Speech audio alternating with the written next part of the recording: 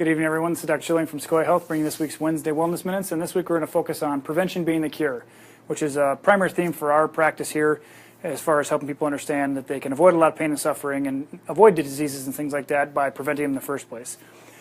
One of the main ways we can do that is by acknowledging our choices. And our choices are things we make on a daily basis. How we move our body, how we think, how we talk, how we poop, how we eat, and how we drink, and things like that. So this is all inspired by an individual I was standing behind at the checkout counter the other evening, and he had three things he was purchasing. One was a 12-pack of Diet Coke, the other was a half-gallon of ice cream, and then he had Advil PM. And you can probably see where the story is going, right? I refrained from tapping him on the shoulder and informing him that I could probably save him a lot of time and money and pain and suffering by avoiding the first two, the Coke and the ice cream, and never having to pay for the Advil in the first place. I refrained. I was certainly feeling for him and thinking, well, he must be trying to suppress a need to struggle or something like that based on his sugar cravings, whatever it might have been, doesn't matter. This is all to inspire you to think about your choices you're making on a daily basis and think about how all of the meals we have and all the drinks we have and how we move our body, they're all choices, right? And a lot of times we can save ourselves from pain and suffering by not doing something rather than doing something. So you don't have to go do something if you can expend less energy and fewer resources to not buy something or do something to your body. You can actually save yourself pain and suffering from doing things otherwise. So think about your choices there. We all make these choices at some point, and that's where it kind of leads into the getting over or growing over the cover-up, where it's the I'll do this to overcome that. I'll eat, or rather I'll work out this way so I can eat this whatever I want, you know.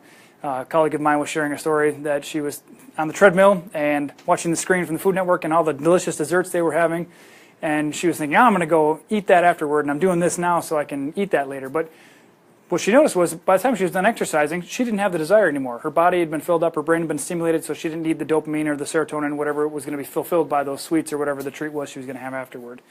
So keep in mind that if you're taking a supplement to overcome a symptom, but that symptom is really coming from a choice you're making, it's really becoming aware of that. So that comes into the mindfulness, and that's really about stopping before you do something and saying, okay, what's this going to do for me? Is this a short-term thing? Is it going to help me in the long term? I personally, and this may work for you or maybe not, I stop and say, is this going to help me prepare for tomorrow, or is it going to help, or am I going to have to repair from this tomorrow?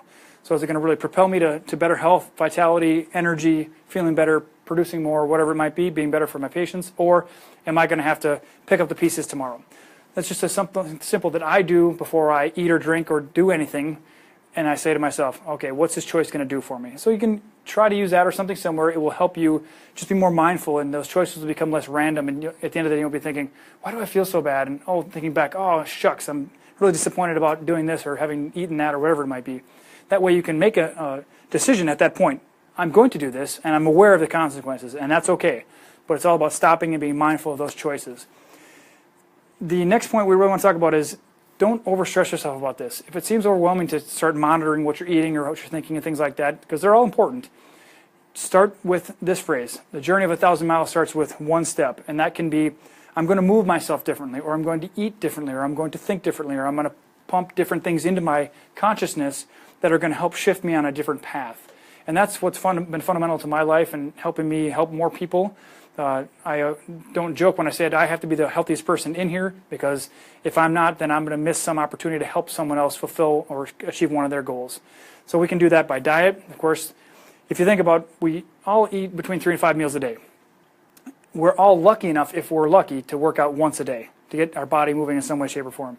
You're never going to out-exercise a diet.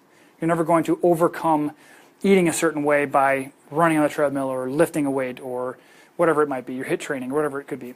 So think about the diet choices we're making. Think about it as a lifestyle. Don't think about it as I'm on a diet. You got to find what works for you, what helps your blood sugar stay low, your energy stay high, helps you sleep well. We use the Vitality Food Guide, but that maybe not work for you. It just depends. You have to do the experimentation, do the work to figure out what works for you. Okay? Exercise.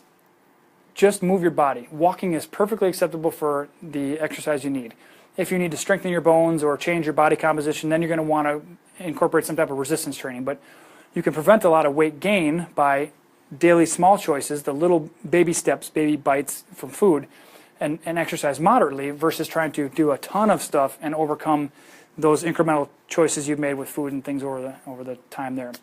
So just remember, prevention is the cure. You can avoid a lot of diseases. Your DNA is not your destiny, it's your opportunity. So if you think, oh, my family members have had this, this, and this, I'm going to get that. Well, if you keep thinking that, you're going to go that way.